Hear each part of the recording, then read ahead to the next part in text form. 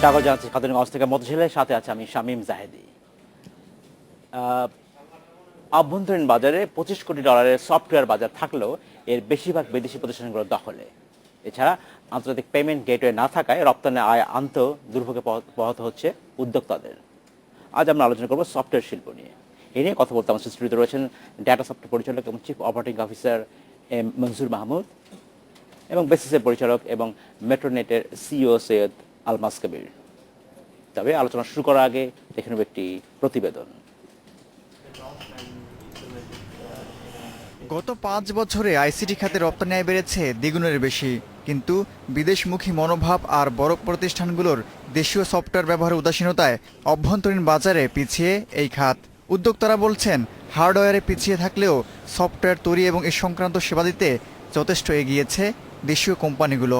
বিদেশি কিছু হলেই যে ভালো হয় তা না, বাংলাদেশের লোকেরাও অনেক যথেষ্ট পরিমাণ যোগ্য, কিন্তু 500 টাকা দিয়ে আপনি 5,000 টাকার কাজ এক্সপেক্ট করতে পারেন না। রিসোর্স খুবই কম। তো আমরা এই মুহূর্তে যেটা চাই এটা হচ্ছে এই যে আমাদের দেশে যেন গেমস একাডেমি অথবা এরকম রিসোর্স মেকিংয়ের এরকম কোনো একটা ইনস্টিটিউট বা এরকম কিছু একটা একাডেমি থাকতে হবে। আইসিটি খাতে বছরে $700 মিলিয়ন রপ্তানি আয়ের 44% আসে সফটওয়্যার থেকে। এই খাতের প্রবৃদ্ধিতে সরকারি দরপত্রে দেশীয় প্রতিষ্ঠানগুলোর অংশগ্রহণ বাড়ানোর পাশাপাশি দক্ষ লোকবল তৈরির তাগিদ উদ্যোক্তাদের। ক্রিয়েটিভিটি নিয়ে আসতে হবে, যেমন অ্যাংরি বার্ড বা হোয়াটসঅ্যাপ বা ভাইবারের মতো অ্যাপ্লিকেশন তৈরি করার জন্য আমাদের মেধাকে সর্বোচ্চ গুরুত্ব দিতে হবে। আমরা এমন মোবাইল অ্যাপ বা গেম তৈরি করব যেটা $1 বিলিয়ন একটা কোম্পানি বা একটা প্রোডাক্ট হতে পারে। সরকারি অর্থায়নে নেওয়া প্রকল্পে দেশীয় সফটওয়্যার কোম্পানির অগ্রাধিকার রাখা হচ্ছে বলে জানালেন তথ্য প্রযুক্তি প্রতিমন্ত্রী। জনগণের পয়সা দিয়ে যে জিওবির ফান্ড থেকে যেই প্রজেক্টগুলো আসছে এই অর্থ বছরে, সেখানে প্রত্যেকটি টেন্ডারে আমাদের শুধুমাত্র দেশীয় সফটওয়্যার কোম্পানি ছাড়া অন্য কোনো কোম্পানি আমাদের টেন্ডারে অংশগ্রহণ করতে পারবে না। দেশের 800 নিবন্ধিত সফটওয়্যার ফার্মের মধ্যে 75% কোম্পানি স্থানীয় বাজারে তাদের পণ্য বিক্রি করে, বাকিরা বিদেশে রপ্তানি করে। Abdullah Mamun, independent news, Dhaka. শুরু করছি আলোচনা। সৈয়দ আলমাস কবির এবং জনাব মনজুর মাহমুদ, আপনাদেরকে স্বাগত জানাচ্ছি অনুষ্ঠানে। কেমন আছেন আপনারা? ভালো, থ্যাংক ইউ।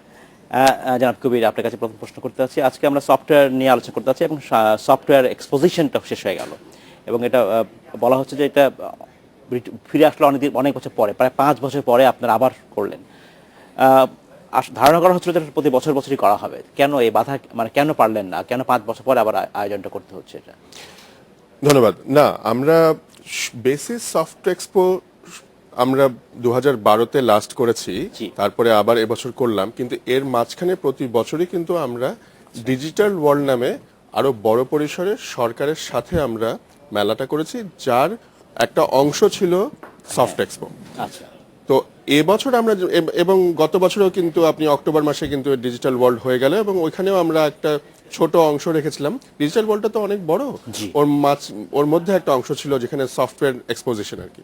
কিন্তু এবার আমরা ভাবলাম যে আমাদের মেম্বাররা, যেহেতু মেম্বারদের সংখ্যা বেড়ে গেছে, 5 বছর আগে যে মেম্বার ছিল মেম্বারদের সংখ্যা এখন অনেক বেশি, ইনফ্যাক্ট ট্রিপল হয়ে গেছে।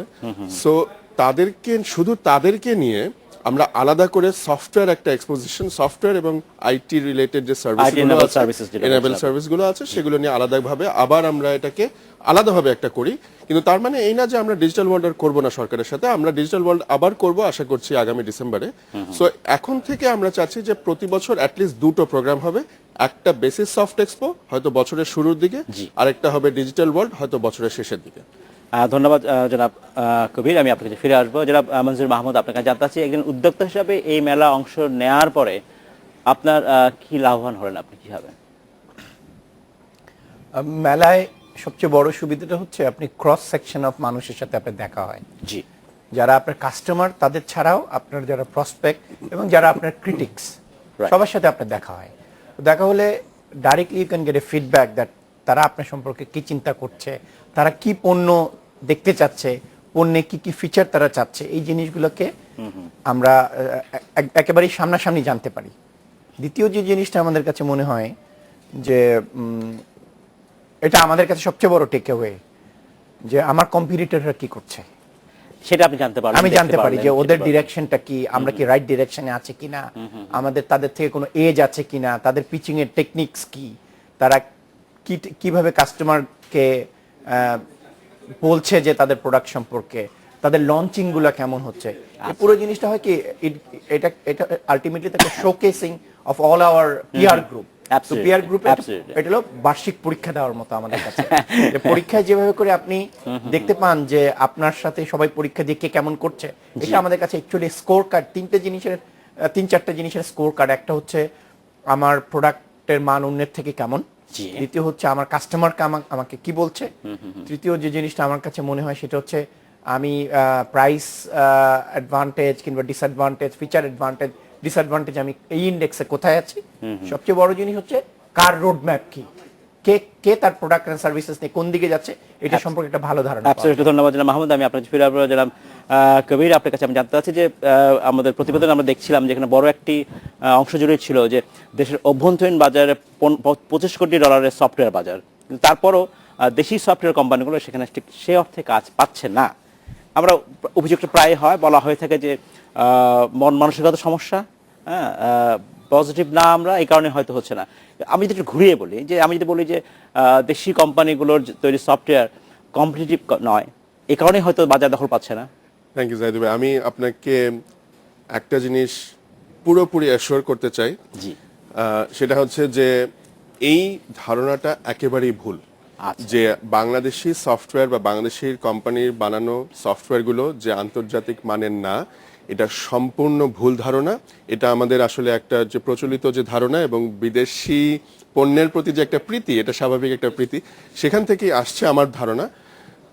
আমাদের সফট এক্সপোর্ট, এবারের soft export, one of the primary objectives was যে আমরা দেশের যারা বড় বড় আইটি ইউজার্স এবং বায়ার্স আছে, যেমন বড় ব্যাংকগুলো আছে, বড় কোম্পানিজগুলো আছে, ইভেন গভর্নমেন্ট যারা আছে, তারা যাতে এসে দেখেন যে এখানে যে প্রায় 140 থেকে 150টার মতো স্টল ছিল, জি। তারা সেখানে যে এতগুলো কোম্পানি, এখানে 100-র উপরে কোম্পানি পার্টিসিপেট করছে, তারা যে ভালো ভালো কাজ করছে, তারা এসে দেখুক, বুঝুক যে না, এখানে মানে আস্থা লাভ করুক। আমাদের এটা উদ্দেশ্য ছিল। এবং আপনাকে আমি একটা জিনিস খুব ভালোভাবে মানে জোর দিয়ে বলতে চাই যে অনেকগুলো মানে আমাদের কোম্পানি, তারা কিন্তু আন্তর্জাতিক মানের সফটওয়্যারের সাথে এবং বড় বড় ইম্পর্টেন্ট সফটওয়্যার যেমন ব্যাংকিং সফটওয়্যার, এদের সাথে তাল মিলিয়ে পাল্লা দিয়ে কিন্তু কাজ করে যাচ্ছে, কম্পিট করে যাচ্ছে। একটা উদাহরণস্বরূপ আমি বলি, আমাদের একটা এক্সিবিটর ছিলেন আমাদের দেশীয় কোম্পানি, তাদের দেশীয় কোর ব্যাংকিং সফটওয়্যার তারা 12টা ব্যাংকে অলরেডি বিক্রি করতে পেরেছে। তারা কম্পিট করেছে কিন্তু বিদেশি সফটওয়্যার ব্যাংকিং সফটওয়্যারের সাথে। আচ্ছা। এবং কিছুদিন আগে তারা একটি ব্যাংকে একটা বিদেশি সফটওয়্যারকে রিপ্লেস করে তারা তাদের দেশীয় সফটওয়্যারটা দিতে পেরেছে। তার মানে কি, হয়তো বিদেশি সফটওয়্যারটা হয়তো আরো অনেক পুরনো সফটওয়্যার, সেটা হতে পারে, কিন্তু তাই বলে যে দেশীয় সফটওয়্যারটা যে খুব মানে কমজোরি সফটওয়্যার বা কম ফিচার ডালা সফটওয়্যার, তা না কিন্তু। So এই জিনিসটা কিন্তু আমরা দেখাতে চেয়েছি এবং আমার মনে হয় এই সফট এক্সপোতে এটা একটা আমাদের বড় প্রাপ্তি। ধন্যবাদ জনাব মঞ্জুর মাহমুদ। নিশ্চয়ই আপনি কিছু যোগ করবেন। তার আগে আপনার কাছে একটা ছোট্ট প্রশ্ন, সেটা হচ্ছে যে আমার প্রায় অভিযোগ শুনে থাকে যে আমি যে কোম্পানির কাছে একটা কাস্টমাইজ সফটওয়্যার নিলাম, ধরা যাক একটা ইআরপি আমি সলিউশন নিলাম, এটা আসলে একটা সময় লাগে, 5 বছর পর দেখা যায় কোম্পানিটা নাই, তখন আমি আসলে আফটার সেল সার্ভিসটা আসলে পাই না। এটা একটা বড় একটা অভিযোগ। এটা হচ্ছে সিলেকশন যার সাথে আপনি করবেন। হ্যাঁ। এটা হলো আপনার কাছে অপশন আছে, আপনি রাস্তায় যে আপনি রাস্তার মোড় থেকে একটি জুতা কিনলেন, জি। আবার আপনার আছে আপনি এপেক্স এর গ্যালারিতে যে একটি জুতা সেটাও কিনলেন। কেনা যেতে পারে। তো আপনি যদি এপেক্স এর ইতে করেন, আপনি জানেন যে আপনি 1 বছর এই দোকান থাকবে, they are establish brand, they will be there. এখন আপনি ক্রেতা হিসাবে দ্য চয়েস ইজ ইয়ার্স। আপনি কি এস্টাবলিশ কোম্পানির কাছে যাবেন, নাকি আপনি এমন কোম্পানি, দুনিয়া জোড়াই টেকনোলজি কোম্পানি বন্ধ হওয়া কিন্তু অপরাধ নয়, তার ব্যবসা করতে পারছেন, বন্ধ হচ্ছে, কিন্তু এমন কোন সিস্টেম থাকা উচিত কিনা জনাব কবির, বেসিসের পক্ষ থেকে এই গ্যারান্টি দিতে পারে যে আফটার সেল সার্ভিস, ধরা যাক একটা সফটওয়্যার, ইআরপি সফটওয়্যার, তার বেসিক জিনিস সাহায্য আসলে পরে দিতে পারা যাবে কিনা, বা কোনো ক্লজ থাকবে কিনা, কোম্পানি বন্ধ হলেও পাওয়া যেতে পারে কিনা। অফকোর্স এটা ঠিক যে কাস্টমার পয়েন্ট অফ ভিউ থেকে যদি আমি দেখি, আমি অবশ্যই দেখার চেষ্টা করব যে কোম্পানিটা কত বড় বা কত পুরনো। হ্যাঁ। বাট তাই বলে তার মানে এই না যে ছোট কোম্পানিগুলো বা যারা স্টার্টআপস আছে তারাও যে ভালো প্রোডাক্ট করছে না, তা কিন্তু না। তারাও কিন্তু ভালো প্রোডাক্ট করছে। এবং আমাদের বেসিসের যারা মেম্বার আছেন, আমাদের এখন এই মুহূর্তে প্রায় 1100-র মতো মেম্বার আছেন, জি। তারা কিন্তু আমরা কিন্তু মেম্বারশিপ কিন্তু এইভাবে যে চায় তাকেই মেম্বারশিপ দেই না, আমরা কিন্তু একটা ভেরিফিকেশন প্রসেসের মধ্যে দিয়ে নিশ্চয়ই। তারপরে আমরা মেম্বারশিপ দেই। সো বেসিসের যদি মেম্বার হয়, এই বেসিসের এই সিলটা দেখেই কিন্তু কাস্টমারের একটা কনফিডেন্স চলে আসে জি। বা আসার কথা আসার কথা। যে না, এটা যখন বেসিসের মেম্বার তার মানে এটা একটা স্টেবল কোম্পানি, ভালো কোম্পানি। কোম্পানি বন্ধ হয়ে যেতে পারে, সেটা বড় কোম্পানিও বন্ধ হয়ে যেতে পারে, হ্যাঁ, বিদেশি কোম্পানিও সেটা বন্ধ হয়ে হতে যেতে পারে, পারে, সেটা অন্য হ্যাঁ, কথা, সেটা অন্য ওটা তো দুর্ঘটনা। কিন্তু আমার কথা হচ্ছে যে দেশীয় সফটওয়্যার যে ভালো না, এটা কিন্তু একেবারে ঠিক না। আন্তর্জাতিক মানে সফটওয়্যার, আমাদের দেশের অনেক সফটওয়্যার কোম্পানি বিদেশের জন্য বড় বড় কাজ করছে। সো এইটা কিন্তু একটা বড় মানে ইনফ্যাক্ট ডেটা সফটওয়্যার করছে, ডেটা সফটওয়্যার একটা বড় জাপানের মার্কেটে করছে। এবং আচ্ছা, আমি সেটা সাকসেস স্টোরিও জানতে চাই আসলে। এবং আমরা প্রায় বলি যে এই ক্ষেত্রে আমাদের ঠিক ব্র্যান্ড নেম, ঠিক সেই অর্থে আমাদের ব্র্যান্ড নেম নেই সফটওয়্যারের ক্ষেত্রে, যেটা অন্য দেশে থাকে। না, আমি ব্র্যান্ড নেম তৈরি করতে তো একটু সময় লাগে, হ্যাঁ। ইনভেস্টমেন্ট দরকার হয়। হ্যাঁ। তো আমাদের ইনভেস্টমেন্টের ব্যাপারটা না হয় নাই বলো, আমাদের অনেকগুলো সাকসেস স্টোরি আছে। আপনি বুঝতে হবে যে আপনি কোন সেক্টরে অপারেট করেন, কিভাবে অপারেট। আমাদের মাইক্রো ফাইন্যান্স একটা সলিউশন আছে, জি। যেটা গ্লোবালি আফ্রিকা, এশিয়া, এমনকি heart of Indian IT revolution is Hyderabad. হায়দ্রাবাদে আমাদের ক্লায়েন্ট আছে। It's like selling sands to the Arabs. আমরা সেটা করতে পেরেছি কারণ আপনার মানে আজকাল দুনিয়াতে কি হচ্ছে, আপনার যদি প্রোডাক্ট এন্ড সার্ভিসেসটা যদি গ্লোবাল মানের হয়, আপনি কোত্থেকে এসেছেন really doesn't matter. Absolutely doesn't matter. আপনি শুনলে অবাক হবেন, ব্যাংকের সুইচিং এ এস্তোনিয়ার একটা company is a market leader. এস্তোনিয়ার অনেক অনেক মানুষ খুব নামই জানে না, এক্স্যাক্টলি। সো সিমিলারলি এই যে মাইক্রো ফাইন্যান্স আমাদের এটা 22টা দেশ থেকে আমাদের এটা হয়, অপারেট করে। অনেক দেশের লোকজন, যেমন আমি কিছুদিন আগে মোজাম্বিকে গেলাম, মোজাম্বিকে এটা কোনোদিন বাংলাদেশের নামই শুনে নাই, আচ্ছা। কিন্তু ওদের ওখানে আমাদের সফটওয়্যার চলছে, ওরা লগ ইন করে আমাদের সলিউশন। ধন্যবাদ, আমরা নিব একটু বিরতি। জি, আমরা নিচ্ছি একটু বিরতি, আমাদের সাথেই থাকবেন, ফিরছি শীঘ্রই। স্বাগত একবার খাতুনগঞ্জ থেকে মতছিল। আজ আমরা আলোচনা করছি সফটওয়্যার শিল্প নিয়ে। এই নিয়ে কথা বলতে আমার সাথে স্টুডিওতে রয়েছেন টাটা সফটওয়্যার পরিচালক এবং চিফ অপারেটিং অফিসার মনজুর মাহমুদ এবং বেসিসের পরিচালক এবং মেট্রোনেটের সিইও সৈয়দ আলমাস কবির। জনাব কবির এবং জনাব মাহমুদ, আপনাকে স্বাগত জানাচ্ছি আরেকবার।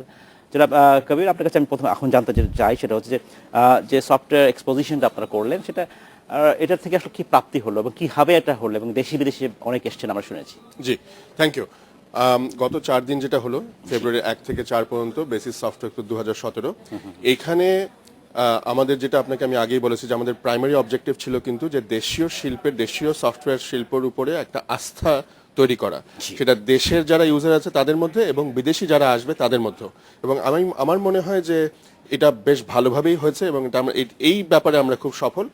আরেকটা বড় জিনিস এখানে হয়েছে যে আমাদের এখানে প্রায় 8-10টা দেশ থেকে, ইউরোপ এবং আফ্রিকা থেকেও এসছে কিছু মানুষ, মানে বিজনেসম্যান। তারা এসে 45টার উপরে মিটিং হয়েছে ওখানে, business to business match making আমাদের লোকাল কোম্পানিদের সাথে। এবং আমি শুনেছি যে তারা অন্যান্য কোম্পানি ভিজিটও করেছে এই গত 4 দিনে, তারা যখন এসছে এই সুযোগে। সো এটা একটা বড় প্রাপ্তি। তার মানে তাদের নিশ্চয়ই আস্থাটা জন্মেছে। আস্থা না জন্মলে তারা আবার কোম্পানি ভিজিটে যেত না। সো এই জিনিসটা। আরেকটা বড় জিনিস হয়েছে যে আমাদের এখানে 30টার উপরে টেকনিক্যাল সেশনস এবং সেমিনার্স হয়েছে, যেগুলো প্রায় প্রত্যেকটাই মানে মোটামুটি হাউসফুল ছিল। এবং এখানে কিন্তু টেকনিক্যাল সেশনগুলো খুব ইন্টারেস্টিং ছিল। যারা এনথুজিয়াস্ট তারা ওখানে পার্টিসিপেট করেছে। যেগুলো হচ্ছে সেমিনার ছিল, ওখানে পলিসি মেকার্সরা ছিলেন, মন্ত্রীরা ছিলেন, এবং আমাদের যে ইস্যুসগুলো আছে, চ্যালেঞ্জেসগুলো আছে, সেগুলো নিয়ে ডিটেল ডিসকাশন হয়েছে। এবং আমরা যেটা করব বেসিস থেকে, যে সেগুলোকে আমরা কম্পাইল করে এই রেকমেন্ডেশনটা আমরা রেলেভেন্ট পলিসি মেকারদের কাছে বা মন্ত্রণালয়ে আমরা এগুলো পাঠাবো এবং এটা আমরা পাবলিশও করব। আর এছাড়া আমাদের ওখানে একটা ইউনিক জিনিস এবার আমরা করতে পেরেছি, সেটা হচ্ছে যে বাচ্চাদের জন্য, school children from class 1 to class 8, তাদেরকে আমরা একটা প্রোগ্রামিং ওরিয়েন্টেশন দিতে পেরেছি, যে তারা একসাথে তাদেরকে কিভাবে প্রোগ্রামিং করতে হয়, সিম্পল প্রোগ্রামিং, সেটা আমরা দেখাতে পেরেছি। মানে আমরা চাচ্ছি যে একদম স্কুল ক্লাস 1 থেকে 2 থেকে তারা শুরু করুক, তাদের মধ্যে এই আইটি ইনক্লিনেশনটা আসুক। সো এই জিনিসগুলো আমরা করেছি। এবং আইটি জব ফেয়ারও আমাদের একটা ছিল, আমাদের প্রায় 15টার উপরে কোম্পানি তারা ইন্টারভিউ করেছে, তারা ওখানে গতকাল কয়েকজনকে অ্যাপয়েন্টমেন্ট লেটার দিয়েছে। সো এই জিনিসগুলো নিয়ে আমার মনে হয় এটা একটা বেশ ভালো একটা সাকসেসফুল একটা প্রোগ্রাম। ধন্যবাদ জনাব কবির। জনাব মনজুর মাহমুদ, আপনার কাছে জানতে চাচ্ছি, একজন উদ্যোক্তা হিসাবে আপনি কেমন ফিডব্যাক পেলেন দেশি এবং বিদেশি যারা ভিজিটার ছিলেন সেখান থেকে, মেলা থেকে? এই কথাটা আমি সবসময় বলি, এটা আমার যারা অন্যান্য পিয়ার গ্রুপের কোম্পানি যারা আছে তারা মনে করে যে soft expo always have a advantage for the bigger companies like hours. আমি এটাকে মনে করি যে এটা it's a level playing field. আপনি যদি দেখেন যারা বিদেশি উদ্যোক্তা যারা এসেছিলেন, যারা বাংলাদেশ থেকে কিছু প্রোডাক্ট সার্ভিসেস করবেন, তারা যেভাবে করে আমাদের মতো বড় কোম্পানিকে ভিজিট করেছে, সেরকম ছোট কোম্পানি, স্টার্ট আপ কোম্পানিকেও তারা ভিজিট করেছে। তো আমাদের প্রাপ্তি ছিল, প্রথমত প্রাপ্তি ছিল আমরা প্রচুর প্রসপেক্টের সাথে দেখা হয়েছে, ফিডব্যাকগুলো পেয়েছি, সেটা তো আমি আগেই বললাম। এবং এইবারের রেসপন্সটা বোধহয় অন্য যে কোনো বারের থেকে অনেক বেশি ছিল। দুটো কারণ হতে পারে, একটা হলো যে মার্কেট বড় হয়েছে, দ্বিতীয় কারণ হতে পারে এটা অনেকদিন পরে অর্গানাইজ করায় there are much more enthusiasm than other fairs. আমার কাছে সবচেয়ে যেটা মনে হচ্ছে ইটস এ গ্রেট ডিফারেন্সিয়েটার, এইবার আমাদের পাশেই যে মেলাটা হচ্ছিল সেটা হলো বাণিজ্য মেলা। বাণিজ্য মেলা ইজ লাইক এ ম্যামথ মেলা। সেই বাণিজ্য মেলা যেদিন শুনলাম মানুষের 4 দিন এক্সটেনশন করা হয়েছে, এবং ওই 4 দিনই আমাদের সফট এক্সপো, আমরা যারা ওইখানে কোম্পানি ছিলাম, we really felt bad that তাহলে তো আমাদের এখানে কেউ আসবে না। কিন্তু ইট ওয়াজ টু আওয়ার সারপ্রাইজ দ্যাট বাণিজ্য মেলা আমাদেরকে কিছুতেই কিন্তু এক্লিপস করতে পারে নাই। আমাদের ওখানে কিন্তু যে ক্রাউড আসার তারা কিন্তু ঠিকই এসছে, এবং তাদের নাম্বারটা এবার অন্য বারের থেকে অনেক বেশি ছিল। দুই ধরনের ফেয়ার, দুই ধরনের ক্রাউড থাকবে। এবং সবচেয়ে মজার ব্যাপার হচ্ছে যে আমাদের থার্ড দিনে আমাদেরকে বাধ্য হয়ে 1 ঘন্টা বাড়াতে হয়েছে সময়, এবং গতকাল শেষ দিনে আমাদেরকে 2 ঘন্টা সময় এক্সটেন্ড করতে হয়েছে, এত লোক এসছে আমাদের এখানে। আর আমাদের আরেকটা টেকঅ্যাওয়ে যেটা ছিল সেটা হচ্ছে অনেকগুলো টেকনিক্যাল সেমিনার ছিল। তো আমাদের আগে কোম্পানিতে সবাই বসে মার্ক করেছে যে কে কোনটাতে যাবে, কারণ এরকম স্পিকারস তো সবসময় পাওয়া যায় না, এবং তাদের কাছে পিআর করা, তাদের কাছে কোয়েশ্চেন করা, এগুলো জিজ্ঞেস করা, এগুলো একটা বিরাট অপরচুনিটি। তো ইট ওয়াজ লাইক ঈদ আমাদের জন্য, technical company, it was like Eid. আমি দেখেছি লোকজন ভালো কাপড় চোপড় পরে বিভিন্ন জায়গায় বিভিন্ন জনের সাথে করছে, কি বলে, নেটওয়ার্কিং করছে।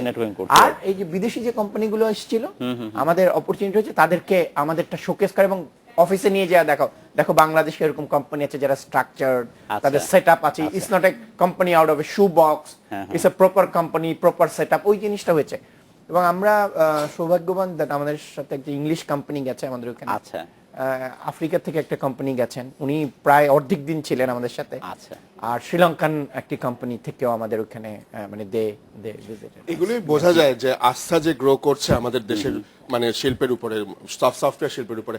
আরেকটা খুব ইন্টারেস্টিং একটা আপনাকে তথ্য দেই, সেটা হচ্ছে যে এবার আমাদের গত সফট এক্সপো যেটা 5 বছর আগে ছিল, এবারে যারা এক্সিবিটার্স ছিলেন, পার্টিসিপেন্টস ছিলেন, 60% অফ দেম ওয়ার নতুন কোম্পানি, যারা আগে কখনো পার্টিসিপেট করেনি। তার মানে কি? তার মানে হচ্ছে গত 5 বছরে এত বিকশিত হয়েছে সফটওয়্যার বা আমাদের শিল্প, আইটি শিল্প, যে এত নতুন নতুন কোম্পানি কিন্তু তারা এক্সিবিটার হয়ে এসেছে। এটা একটা বড় ব্যাপার।